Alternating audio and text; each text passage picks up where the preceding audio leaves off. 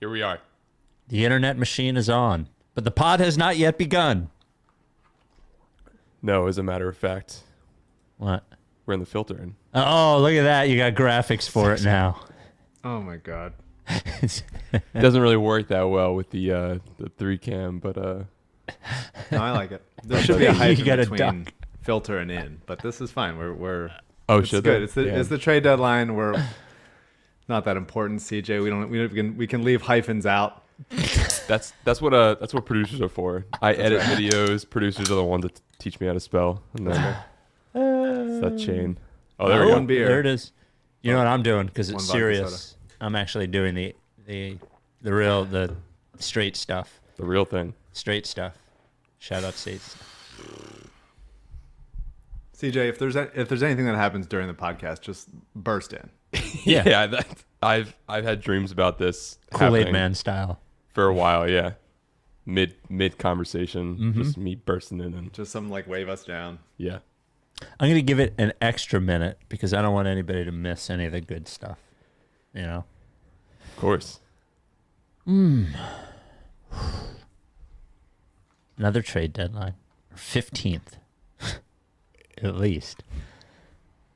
Just keep going. A lot of them didn't matter. Yeah, but we made them matter. That's true. You know? A lot of them, I think, in retrospect, didn't matter, but we treated each one like it was the biggest thing ever. So, I mean, we've had trade deadlines with both Sam Hinkie and Daryl Morey. It's amazing. Was Tobias the night before the trade deadline? Something like that, because I woke up in the morning to a... No. It was 3 in the morning. I don't think it was the night of the trade deadline. No, I don't think it was either. But it was a 3 a.m. Moch bomb. Yeah, it was something close there. I was definitely awake when it happened. I was... It wasn't that. It was like a nighttime in LA type of deal. I remember waking up to the Stauskas trade, too. Like, just trying to comprehend it and see all the details. It was so fun. I had that memorized immediately. Oh, so good. All right. Arturas Gudaitis Here we go. all day. The Rights to Ricky Sanchez podcast is presented by DraftKings Sportsbook. Sign up for DraftKings Sportsbook by using promo code RTRS. Brought to you by Kornblau and Kornblau, the official law firm of the process, and LL Pavorsky Jewelers, where Rights to Ricky Sanchez listeners go and get engaged. On the show today, it is a bonus Ricky. It is trade deadline eve. It seems like the only trade left on the board is for the Sixers to trade one number 25 to the Brooklyn Nets for James Harden. Welcome to the trade zone. Before we get going, this part of the pod has now turned into these aren't even wedding wishes. I had to read this. This comes from Madison. Hi, I'm Madison. I have a weird request. My boyfriend is y'all's biggest fan. I'm literally listening to him crack up to your pod right now while he's doing dishes. My boyfriend's name is Alex, and he's the funniest, kindest, and most genuine person I've ever met. He's also the biggest Sixers fan. I was wondering if you'd either just read this on the show or say hi to him on the pod. I've been trying to think of a perfect thing to show him how grateful I am. Thanks for your time. There's nothing else. We're just telling Alex how much Madison loves him.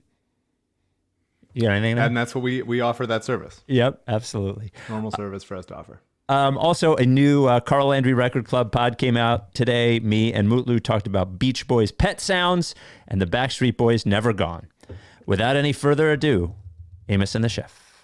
Larry, sweetie, the man is here.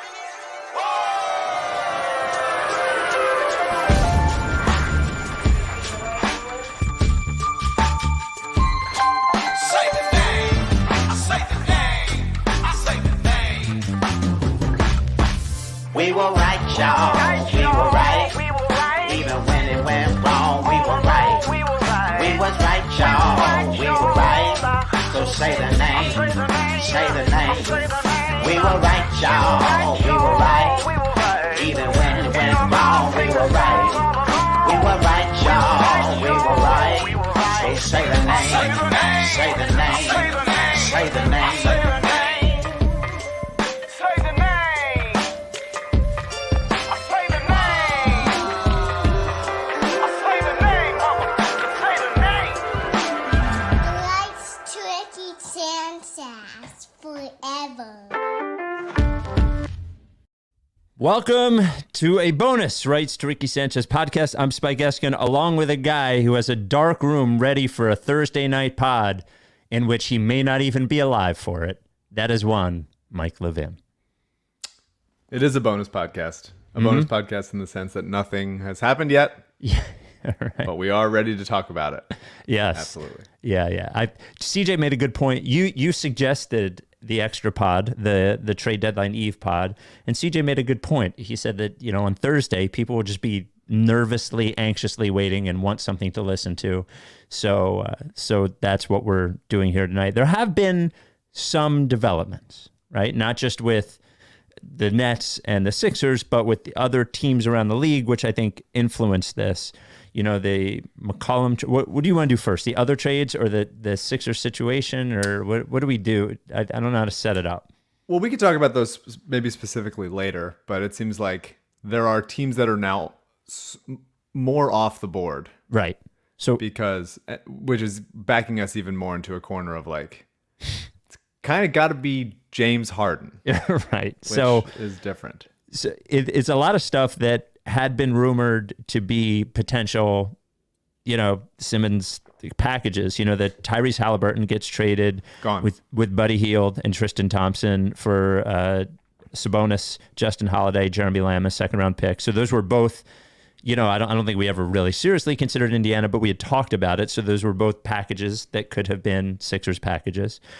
There was I think we had all come to believe this wouldn't happen, but there was the McCollum, Nance, and Snell to New Orleans for Josh Hart, Tomas Satoransky, Didi Luzada, okay, and Nickeil Alexander-Walker, and then a first and 2 seconds. And then Nickeil got rerouted to Utah, and Sato got rerouted to San Antonio. Correct. And then before that, we didn't talk about this, I don't think. There was Norm Powell and Covington to the Clippers for Eric Bledsoe, Justice Winslow, Keon Johnson. Also, I think you could go back and forth on this, but my perception is that what Portland did was for Damian Lillard, not like it's a tank for this year, but a space opening sort of for next year. So I think... Not that it totally took Lillard off the board, but I think it took Lillard off the board for the summer, to be quite honest with you. I think at least for this deadline, I don't know about for the summer. If Dame decides like, okay, you did some stuff, but he just keeps giving quotes saying how much he loves it there and he's going to win one there. And it's like, he's going to be like 75 years old and he's going to be like, I wish I would have won one here. I wish it's like, you're not going to. It's not going to happen. It's a bad organization. So I saw the reports, obviously, as we get into the Sixer stuff, first of Windhorst today, who, like, I didn't hear it. I only read the quotes, but... You can hear it. Just very so quiet. Tired. Yeah. He's never been refreshed in his life, Brian Windhorst. He looks a little like, who is the Paul Bearer? There's a little bit of Paul Bearer with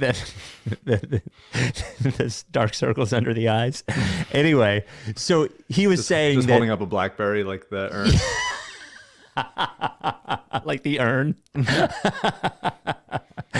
So he basically said, he wasn't going to use the Q word, but that, James Harden was quitting on the Nets and he just wanted this so badly. And this is just relating to Lillard for a second. With Harden potentially basically doing this, basically like quitting his way out of 2 teams in 2 years, and then Simmons doing what he's doing, I do respect Lillard more. Because this is horse shit. Like what Harden is pulling, whether we get him or not, and I hope we get him, like it's horse shit. What Ben Simmons is doing is horse shit. It's all sort of bad, all but different, completely different situations, but neither one, like, he's being abused or something, like, neither situation's perfect, but I kind of like the fact that Damian Lillard, is insistent on winning there. Maybe he never will, but, there's something admirable a little bit about it, maybe adorable that he's so committed to the team. I have no interest in admirable. Go win. Okay.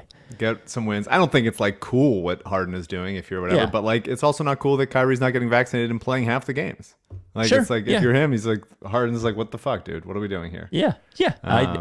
But the 3 months away from free agency, it's like, whatever. But yes. So, okay. So Brian Windhorst says... Well, the other thing, just to tee it up, Yep. in Sabonis getting traded to Sacramento, it meant he wasn't getting traded to the Wizards. So it was like, okay, interesting. Beal situation. Maybe they do decide as they keep free falling.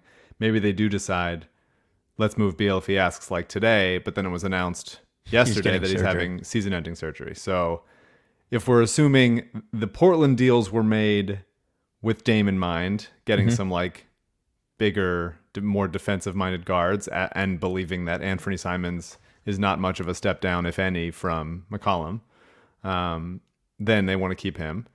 And now Beal's off the table also. So it is looking like, and you know, for a while we were doing the like, all these guys seem available, but like the reason that Dowell's not moving on them is because he's hoping for a bigger fish. Right. And then the bigger fish became available, if you believe most of the reports, although even Woj reporting against it still seems like eventually it'll happen, but he's just not thinks. Woj is pretty adamant that it's not happening like right now, although other people are more adamant about that. But then it's like, okay, the big fish is here, but then those little fish that you could have gotten or like that would have helped, those are now basically all off the table. And so now we only have the Harden option available unless suddenly SGA or some, Atlanta. Spurs. Atlanta was You're right. Atlanta's still on the table. I mean, Boston's been winning, so Jaylen Brown, who is maybe never available, seems like even less on the table. Some like Spurs or Wolves combination, those teams have been pretty quiet. So, or it's just James Harden, or we just get James Harden. The other deal you didn't mention was Karis LeVert, your guy, to Cleveland, which seemed like a pretty fine pickup and trade for Indiana on both sides. Yeah, I like Cleveland, levels up just enough for the playoffs to make, they don't think they're within championship contender, but they're like, hey, we want to be a real nuisance in the playoffs, which I think they're going to be. A couple of guards that were YouTube big board stars, Darius Garland and Anthony Simons. Very proud of both of those guys. So Windhorst reports that the Sixers and Nets are in the deal zone, which is such a great phrase. Especially, and I'll give him credit for it. Not a Windhorst guy. Yeah, I think he's one of the least enjoyable people to listen to in the world, just as for a listening experience goes. But the deal zone is a great addition to the trade deadline lexicon, and I'm proud of it. Yeah, I'm proud of him for it. Yeah, and I saw it somewhere on Twitter. I apologize. I forget who it was, but if it doesn't happen, deal zone does go down in history with star hunting. As a couple of the... So Windhorst is insistent. I think it was Zoe that tweeted that. Oh, was it? Windhorst is... And I would know because I've read every tweet today. I've read all of them. There hasn't been one I missed. Read them all. If there's like a politics tweet, I haven't seen it. But if there's a trade line tweet, I'm all over it today. So Windhorst not only insists that Harden is just dying to get out, but also that screaming for a trade. Yeah, not using the Q word. Not using the Q word though. Windhorst is suggesting that Harden is dying to get out, and the Sixers and Nets are actively negotiating. Then Jason Dumas, who has had accurate reporting on the Sixers in the past, clearly has a source, said that the Nets asked for Simmons, Drummond, Curry, and Thibault. I guess the reason that the deal hasn't gotten done is that Doc really drew the line at Drummond and just wouldn't let it happen. Then his son-in-law doesn't care. Right. Andre Drummond can't do it. Then Shams has been very quiet since the initial report. Kidnapped, almost. Yep. Abducted. Woj has basically said there are no active negotiations going on currently. Jake Fisher said that Thibault is off the table or something. And then there have been numerous reports. My favorite, I don't know who Jordan Schultz is. He's verified, so I'm just going to say it. I think he has a podcast with CJ McCollum. Right. Actually, that's our shoot. I think that's my company. Cut it. We're not live. It's fine. Yeah. Anyway, he reported that multiple sources have confirmed to him that Tyrese Maxey will not be included in a trade. Yeah. I think how many sources could actually confirm that?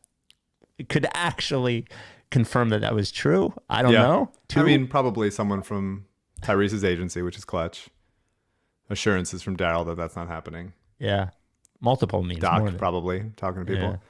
So what do you think's going to happen? I think a trade is going to happen. You do. I think it's just too many things heading in that direction, and too many reasons for both teams to be like, let's just get this out of the way now.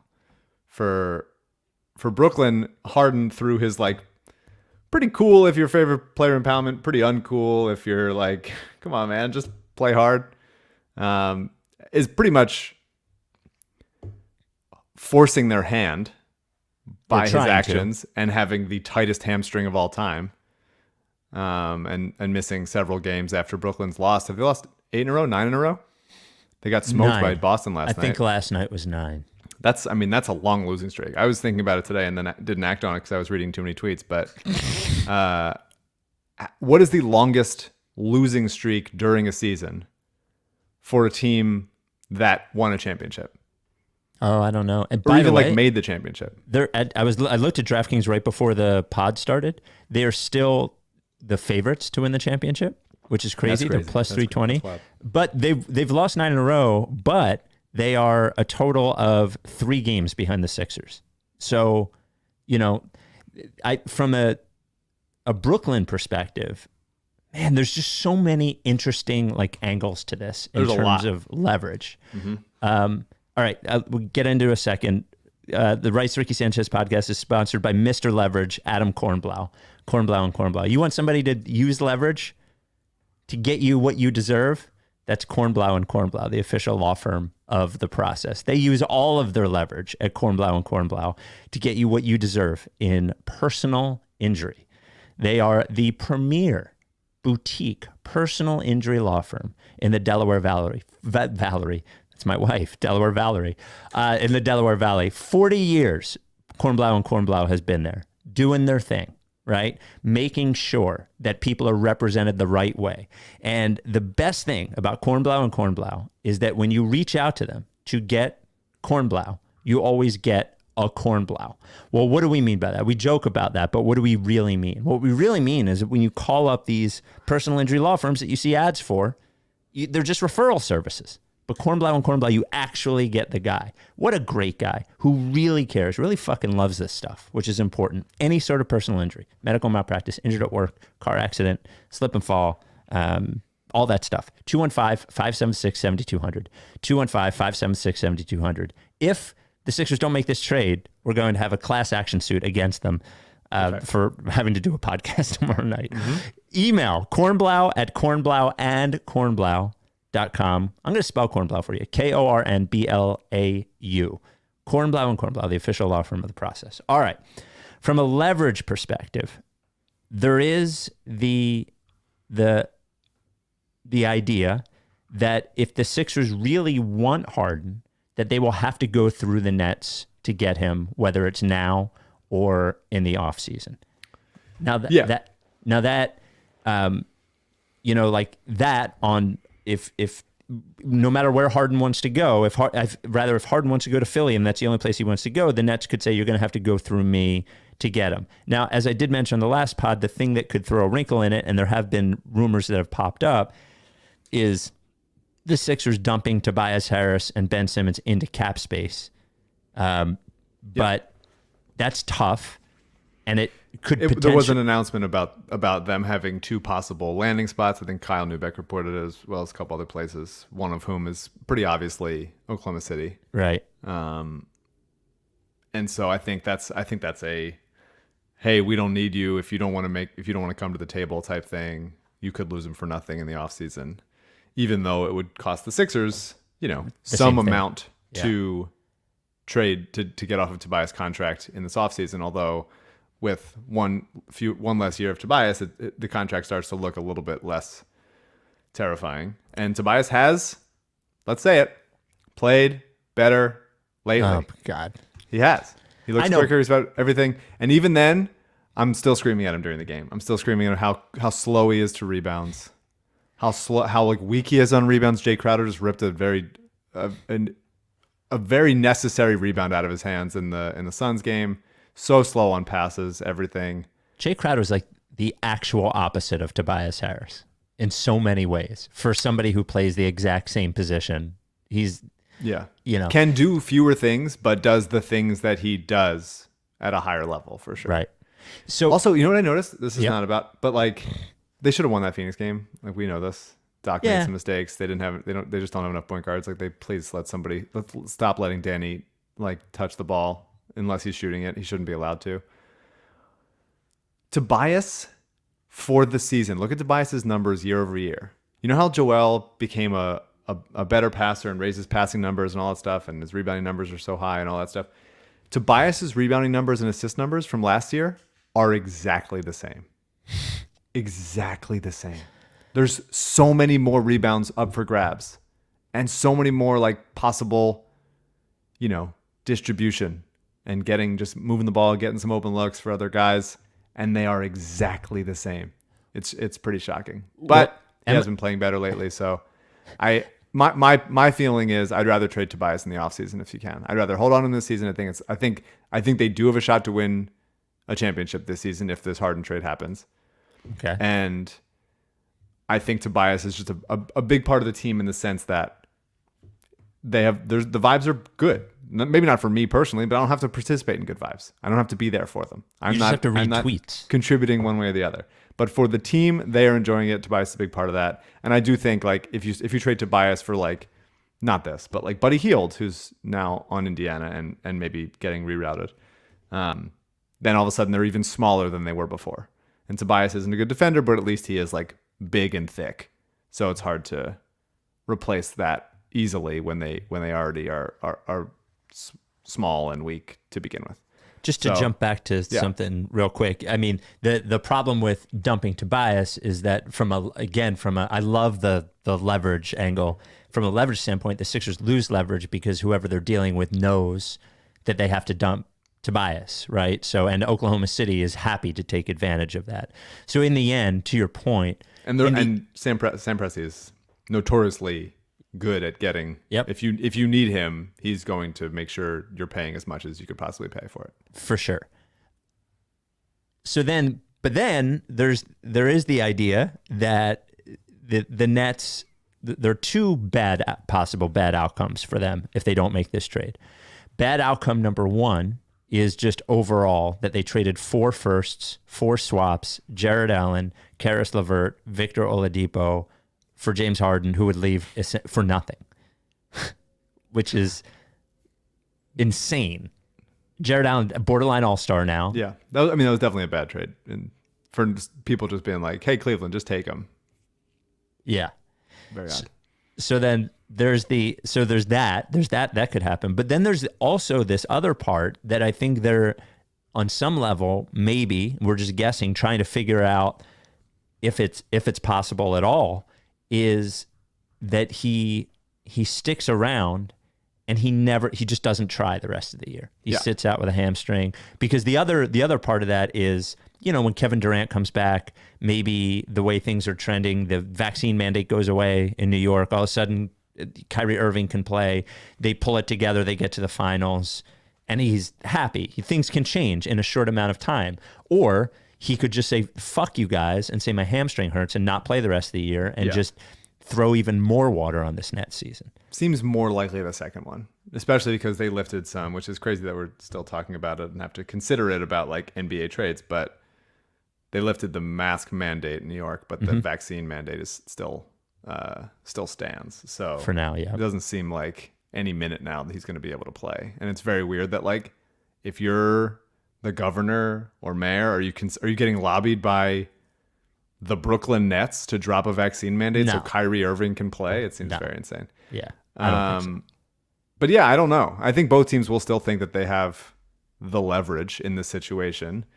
Bodner made the point on Twitter that the Sixers could have been more invested in the idea of Halliburton, who I do love, who would be very helpful to this team. As we talked about last podcast, they haven't thrown an outlet. They've thrown like one outlet pass in a year and a half.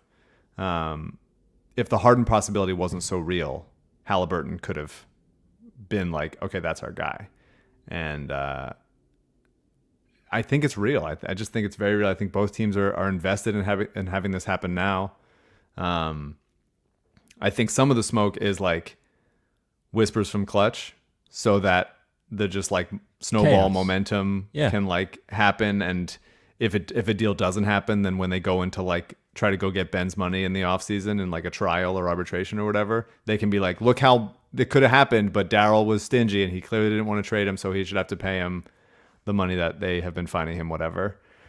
But it's weird because like Windy and formerly Shams, who has disappeared in the back of JJ Redick's Uber, was saying like it's happening, it's very close, deal zone, Operation Deal Zone is a go.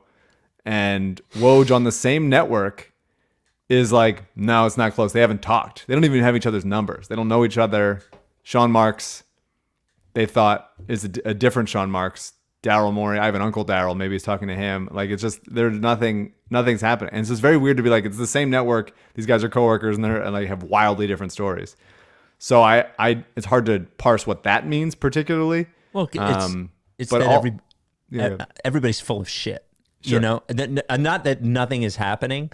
Everybody, if I was a casual sports fan looking at the NBA right now, I would be like, this is a shit show. Like, what the fuck is going on here? It's a disaster. The reporting on it is no offense. Everybody's trying to do their jobs, I guess, and it's the media atmosphere that's being created, and it's fun and it creates content for us. But like from a sports standpoint, like just from the purity of the sports is fucking a disaster. And then you go on Twitter and you're like, okay, Jaden Springer is sitting out and also changed the number in his profile, and he was Kyrie Irving's number, and now he's the number that Tyrese Maxey is. So is that weird? And they changed it back. It's all very odd. It's very, very odd. But I don't know. And then you get worried because Miami traded KZ Okpala, who was a bad draft pick. I think Miami gets a lot of credit for like only drafting great, but like they've had a ton of misses also. And they traded KZ Okpala to OKC to basically get more draft pick maneuverability. Yeah. And now it's like, well, what the fuck does Miami have up their sleeve? Yeah. And like, all of a sudden, are they trading Tyler Hero for James Harden and just like slipping at the last minute? I don't know. I haven't seen that reported anywhere, but like, I get worried when Pat Riley gets his fucking greasy hair in there. Again, I did have Pat Riley's hair when I was in 4th grade, so that's not an insult. And it's just like, it's just very stressful. I'm looking at the tweets. I'm trying to parse. I'm trying to stay calm. It's hard to do. But I do think at the end of the day, Harden being this like demonstrative, being like, get me out of here. I don't want to do this. And Ben being like available, and Ben being like a really good fit around Kyrie Irving and Kevin Durant, and a bunch of shooters is like small ball 5, maybe. That would be really nice. That would be perfect. And Ben, even if you don't, Ben wasn't a great small ball 5 here, but like then Durant is the small ball 5. Like, who gives a shit? Like, he's an incredible player. Durant makes up for so many other people's mistakes and makes it easier on everybody else. So I think it's going to happen. Like, I think a trade is going to happen. I think it'll probably be Seth, who had a terrible game in Phoenix and has had a pretty bad last 3 weeks or something like that. Not that they couldn't get a Danny replacement in buyout or quick little trade, but like you saw in the Dallas game that Matisse didn't play in, right? It was Dallas. They struggle so hard defending anyone on the perimeter. And no, it was the Bulls. It wasn't Dallas. And Matisse is going to match minutes with Devin Booker. I think did a pretty good job, although Booker's a really great scorer and does a bunch of great stuff. So like he's going to get his, but he still played well against him. If like Danny is your best defender, or you're just like begging someone to step in the last minute and all of a sudden have, I think Harden is obviously a huge piece to come in and say like, figure it out over the next 2 months and then go make a championship run. But if most of the other pieces are, or at least a good amount of the other pieces are still there, and he can just sort of blend in and take over, and then when he's on the bench, then Maxey, and it's like, okay, this lineup we have, it's just like the more, I think the Sixers definitely need some adjustments. They definitely need another point guard. Even if they do get Harden, they still need another point guard. But like, you'd like there to be some stability for the rest of the season. That's why I still want to keep Tobias for at least this rest of the season, because it's just a lot of things to come together at once. I think one guy, as you saw with Toronto, although that was during a full season, Kawhi, you can like blend him in and make it work, but you still need some continuity. And so I hope that they don't trade Matisse, obviously, also because they're going to need wing defense. And I think that, as you said last time, Harden, one of the best passers of all time. Matisse, his cutting and athleticism, something this team doesn't have much of, will be way more valuable with a guy that would actually make that pass. And so many guys on the team just don't make the pass. Seth and Tobias, and sometimes Embiid, just like looking at it, waiting for it, not willing to make it, not seeing it, pulling the ball back. Seth waiting for applause from the crowd. Like, it'd be so great to have a guy who can actually make a pass on this team. I have a low possibility conspiracy theory for you that I will give you right after we talk about our other sponsor for the pod, LL Pavorsky Jewelers. I hope if the Sixers do win the title and they need rings, they go to LL Pavorsky, like over 250 Rights to Ricky Sanchez listeners, and one person who has a TTP ring with $10,000 worth of diamonds in it. I wonder where that is, that fucking ring that he gave away. The first sponsor of the Rights to Ricky Sanchez podcast and the dad of a child that used to break minor Sixers trades occasionally, Jake Pavorsky. You remember that when Jake had sources? It was the shit. LL Pavorsky Jewelers, the first sponsor of the Ricky. Like I said, over 250 Rights to Ricky Sanchez listeners have purchased engagement rings from LL Pavorsky, and one Rights to Ricky Sanchez host, that is Mike, who got his fiancée Alyssa's engagement ring from LL. A kind soul, a great jeweler, and somebody who is not going to pressure you into anything. And no matter what you're spending, from $1,000 to $100,000, we should get a cut. If it's one of the $100,000 ones, $1,000 one, don't worry about it. But the $100,000 one, we should get a cut. But no matter what you're spending on your engagement ring, he's going to treat you exactly the same, and that is fucking golden. He does it for everybody. 707 Walnut in Philly, 215-627-2252. If you're going to get an engagement ring, make an appointment first. Email lee@llpavorsky.com or tweet at him at @LLPavorsky. LL Pavorsky Jewelers will provide the Sixers championship rings, and oh wait, it's a trick. They're engagement rings. Now they're fiancés with LL. That's a good one. So here's my conspiracy theory. I don't think it's likely, but it popped into my head today as all of the other trades that Morey was potentially interested in went off the table, right? But Brooklyn's sitting there and they're like, this fucking asshole, James Harden, trying to force his way to Philly. Oh, you want him? Okay, well, what we're going to do is we're going to engage you just enough so you don't make any of those other deals and back you into a corner. And Sure. if you don't give us what we want, let him rot on the fucking bench, because no matter what, we're not winning a title anyway, or we have our backup plan is having Kyrie Irving and Kevin Durant. It's not a bad backup plan.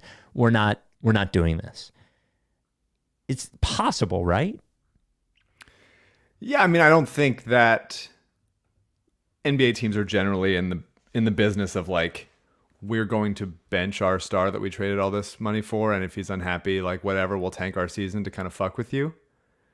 They have to, like, I'm sure that's been like a thought that's crossed their mind, and I don't rule out the idea of, even if they're like, I'm sure there are some people in the front office who are determined to be like, we cannot trade him. He will come around.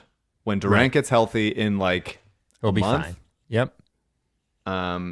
Whether or not they lift the vaccine mandate, it'll just be like, it'll be fine. Because Durant and Harden, that's still a team that can go for a championship, whether or not Kyrie's there or there half the time, whatever. And maybe they just go like, okay, let's just replace Joe Harris, who can't seem to get healthy, and figure it out. But they're not like young. Like Harden's not young. Durant's not that young, injury prone. Like they made this big trade, several big arrangements to get these guys so that they can win a championship. They haven't done that. They kind of haven't even come close. Like they haven't made it to the conference finals yet. So if they're thinking like this is the vibes of this are very bad, they could just go, let's get at least a little younger It's not like Ben is inherently less risky than Harden as he's sitting out the whole season, but at least he's younger and healthier and willing to play defense and defers to your two stars that are already there. Maybe next year, I don't know about Kyrie getting vaccinated. I have no idea what next season would look like for a vaccine mandate. Is this going to be the rest of Kyrie's career in playing for a New York-based team? I have no idea. It's very strange. Odd that he would make this decision. He's taking a stand for nothing. Good stuff, bud. But I could see them being like, all right, at least we got Ben and KD, and we have this for 3+ more years of KD's prime, rather than like Harden. Even I think the thing is that they are even before this, Harden acting out more on the court and scoring 4 points against the Kings and visibly not trying that hard. I only going to the bench last night so he could show his Adidas jacket that the Adidas Twitter account kept advertising all day. That's pretty cool. Yeah. I thought that was pretty cool. You got to get, you got to get that money, whatever you got to do. Yeah. I think that they probably are skittish about paying him as much money as they have to pay him. And so they could look at this and go like, we can pay a guy who's obviously way better on defense, who's way younger, who's already signed to a deal that is far less than Harden's max will be. And he's going to want to be here, presumably.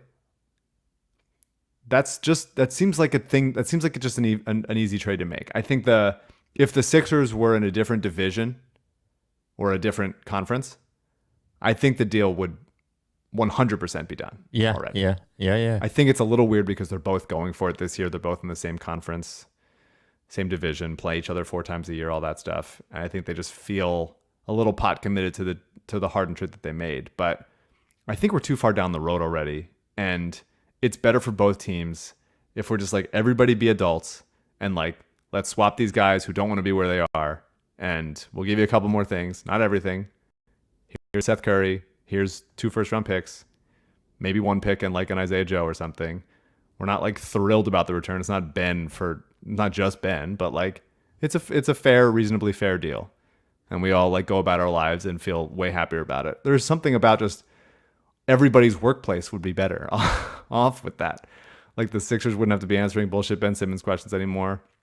Brooklyn wouldn't have to take this Harden headache into the offseason. I get a couple other guys. It just seems do a rest of the season with very reasonable that everyone would decide.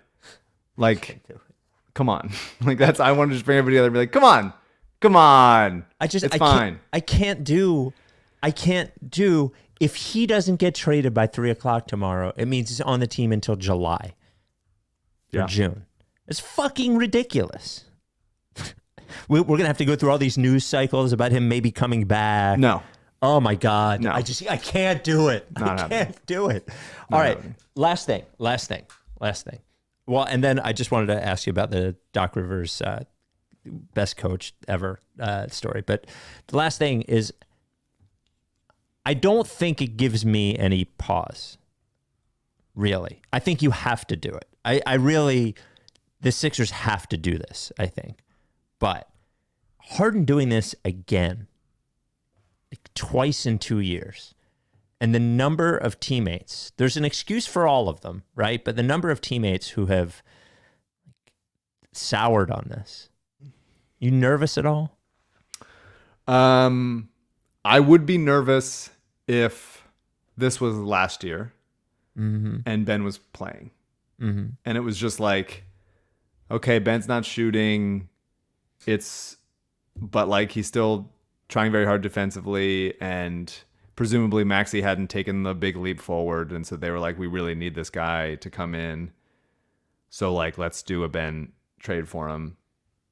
But because we've already been through this round of workplace drama and people being fed up, and Embiid being basically I'm the best player on the planet.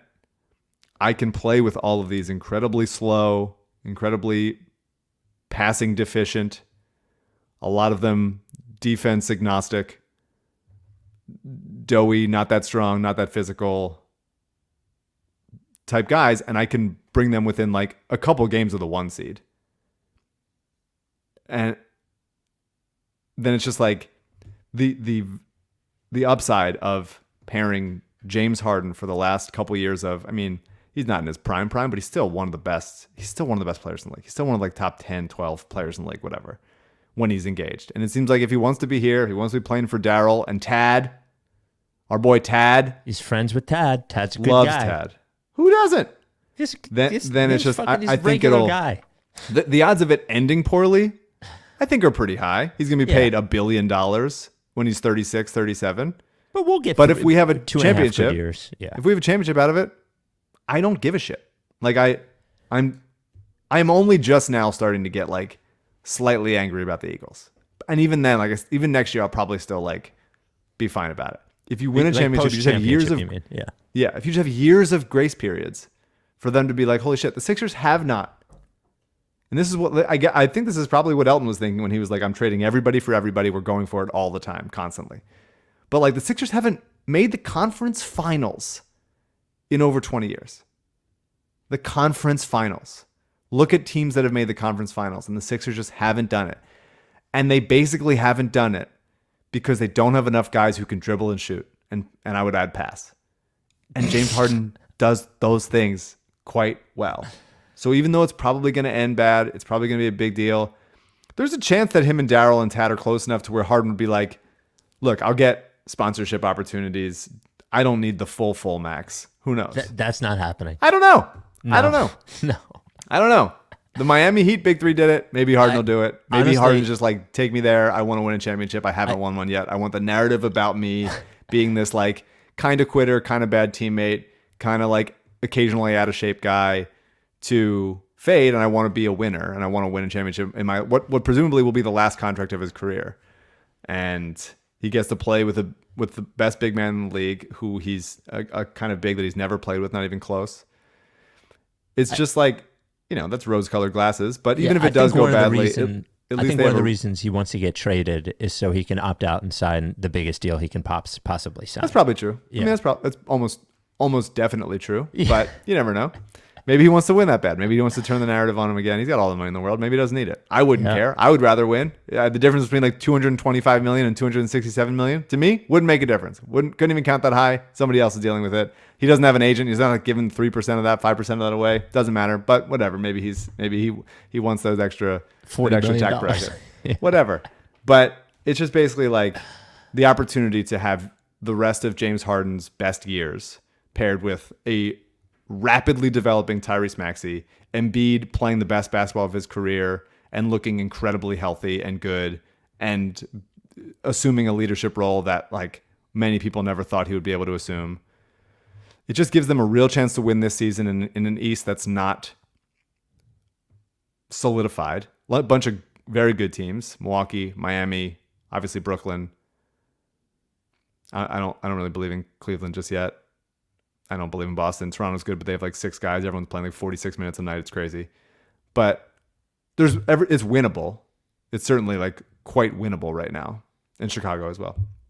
But Bucks are starting to put it together a little bit. Yeah, but they've also had bad times also. There was a couple weeks there. I think it's just like a long season. It's weird with COVID still. They have a chance. Like Embiid, Harden, Maxey, with Matisse just shutting down whoever. Tobias playing better basketball. It's like they would have a legitimate, very good shot at winning a championship this season, and for seasons to come. Once Daryl has like less than more than 6 hours to make the fine-tuned tweaks of it. So, am I worried about it going poorly? Like for sure, but like that's a problem for us to do a podcast in the dark about in the future. Like they need to go get this guy.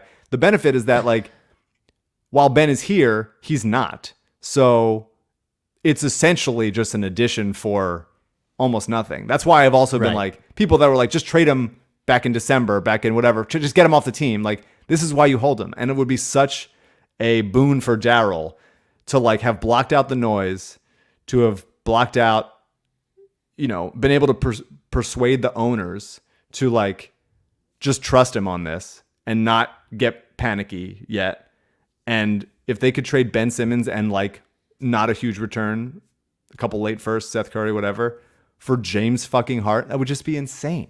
That would be great. We would feel so good about Daryl being here, about him finally pairing Embiid with like a real legitimate number 2, number 1 offensive weapon. Like, it would just be awesome. It would be the coolest thing in the world, and I hope it happens any minute now. Why the fuck hasn't CJ popped up yet, you asshole? So I tweeted at Maury just to ask him what's going to happen. I told him that we were doing the pod live, so we'll see what happens. One last thing about this whole thing, and then I just wanted to ask you about the coaches list that came out. The last thing, unrelated to the Sixers, but sort of related to the situation. It is amazing to me how little other players seem to respect Kevin Durant. Maybe they like him as a person, respect him as a person, and I've actually, in his, like, the last few years of him, I've actually enjoyed him more because he just seems like a normal person. He handles things like a normal person. And that is everything that he does, badly, that you make fun of. Like, I'm like, you know what? This is just a normal dude. But, like, everybody pulling this shit around him, from the weird shit that happened in Golden State, from the other players to the owner, to Harden pulling this shit with Kevin Durant there. If you're, like, the best player in the NBA and you created this team or whatever, this sort of shit doesn't happen to you around. And it's just like, it's kind of a bummer. Like, I wonder what it feels like to him. Maybe he doesn't give a shit, but I bet he does. Like, I bet he does care because he's just like everybody else. And it's just amazing to me how little everybody seems to give a shit what he thinks, I don't know. I mean, I don't know. I feel like this wouldn't be happening if he was healthy. Yeah, but they'd probably be better. They'd be better. Yeah, it's definitely like losing several games in a row and Harden being out there by himself playing with basically like the cast he was in Houston, being like, hey, several Daniel Houses out there, just being like, this is the guy that I have to go to war with and stuff. And it's like, it just didn't seem like he was ready for that. It seemed like he went to Brooklyn to be like, all right, I'm ready to be an elevated version of who I was in Oklahoma City. And like, we're sharing the ball, everybody's feeling good, but maybe that's in practice. If a trade happens, we can talk more about like Harden's actual like game style of play. Yeah. We got to do a pod tomorrow too. Sure, but it's like, I don't know. I think in philosophically, I think he was like, all right, great, I'll come. I'll like age gracefully. I'll do. Chris Paul's still carrying a huge load in Phoenix, but he's also like doing the most efficient version of himself, where he's like, I'm getting to my spots, I'm running pick and roll, I'm throwing perfect pocket passes, I am resurrecting fucking Bismack Biyombo's career, whatever it has to be. And Harden's like, I still have to go like ISO against everybody, like every possession. But I also think he reverts back to that when he plays, because that's the way he's played for so long. Mm-hmm. And so I don't know. I think if you asked Harden, I think he'd be like, I want to share the ball. I want to be like, not have to be, 37% usage rate guy. But when he's on the court, it seems like he's like, give me the fucking ball. I'm not like, what am I going to cut? Right. Doesn't seem like he's that interested in that anymore. He likes the idea of not having to do everything, but the reality, not so much. So the NBA in honor of the NBA 75, their 75th anniversary, released the 15 greatest coaches in NBA history yesterday. Red Auerbach, Casey Jones, Pat Riley, Chuck Daly, Don Nelson, Jerry Sloan, Red Holtzman, Greg Popovich, Phil Jackson, Lenny Wilkins, Jack Ramsey, and I leave the last 4, Steve Kerr, Larry Brown, Eric Spoelstra, and one Doc Rivers. It seems stunning to me that Doc Rivers is on this list. It actually seems stunning to me that Larry Brown and Eric Spoelstra are on the list as well. Larry Brown especially. Yeah. Like, I think Spoelstra is a good coach, but definitely overrated, but definitely a good coach. Have there just been not as many coaches as I would think? Like, wouldn't you put Mike D'Antonio on it? Yes. Ahead of D'Antoni. Doc Absolutely. Rivers, Larry Brown, I think that Spoelstra? these kinds of lists from the people that are voting on them, who I'm sure no one's under 55. Right. I'm certain of it. It's just like guys they've heard of, guys who coach probably the right way. D'Antoni probably like pissed people off with the way he coached and like broke the mold and stuff. And I think for a lot of those guys, it's just like, I genuinely don't know who voted on it, but it's like, it's probably just who won championships, who have I heard of the most, who has been on the most teams, who's done it for the longest. Like, I think it's just he's been doing it a long time. And that's kind of that. I can't think of, definitely D'Antoni, but I can't think of who else is like Doc I don't know, Rivers, like a Tom Janovich. Larry Brown. I don't know. What the fuck are we doing? Larry Brown here? was not a good coach. Larry, what are we doing here? It's Come just on. guys they've heard of before. It's just like who's been doing it a long time, who's a lifer. Like that's it. We did get a good email question from Becca about this. She said, now that Doc has been formally recognized as one of the 15 greatest NBA coaches, is this incentive for him to retire? I agree with Spike in that a lot of times he doesn't seem to want to be there, body language police, and it also seems like he's very into the idea of being respected. He really This is. list seems like the ultimate sign of respect, although I've seen some response that it's odd for Doc to be on the list, and I agree it's weird. Basically, this is a long-winded way of asking what do you think will happen this season, would have to happen this season for Doc to hang it up. I think it's possible, actually. I do think he's over it, but, you know. I All mean, right. I would like, you know, just to Sixers Adam, we should have said this before, but Sixers Adam wrote a very good trade deadline primer. He does it every year. Does it every year, puts his heart and soul into that little guy, sweet little guy, 7 years old, writing for us. And I've been texting him about it extensively, which is weird, texting a teen. But would love a couple guys that would be helpful. Kenrich Williams would be so helpful on this team. Okay. Love Kenrich Williams. Oklahoma City would probably take 2 second-round picks. They'll probably holding off on trading him for a first, but I don't think they're going to get him. 2 second-round picks for Kenrich Williams would be excellent. I would also like. I'd consider. I don't like him really personally or even his style of game, but like Dennis Schroeder is fast with the ball in his hands and has he become would a drive better us shooter. nuts, man. He would drive us nuts. Absolutely, he would. Yeah. But they need something like that. Sixers Adam wants Howell Neto back. DJ Augustine is so cooked. Oh my God. Please not. If there's a way to get Kemba, and I don't think there is, but Kemba would be cool. I know that he's not working in New York, but just as like a end of life Chauncey Billups type, just like catch and shoot, the occasional pick and roll, like do a little bit as a backup point guard. One with like, playoff game where he goes off for 36 or some sure. shit. Yeah. I'd be fine. I don't think it's possible contractually if they bought. I don't like maybe next year they buy him out and like let him go or something. But I don't really see it happening this year. I mean Garrett Temple. I don't know. Not super exciting. If they did trade Matisse, I would definitely try to go get like David Nwaba, who's like another really good defensive specialist and some athleticism. Torrey Craig is interesting to me. So, you know, it's not thrilling. Lonnie Walker, I'd take a shot at. A little young athleticism on the wing, decent shooting, some slashing. Mm-hmm. If the Wizards are throwing everything away because Beal's out, I feel like they're going to hold on to Kuzma, who is just like good, just a good player. But if they decide to get rid of KCP, would definitely take KCP.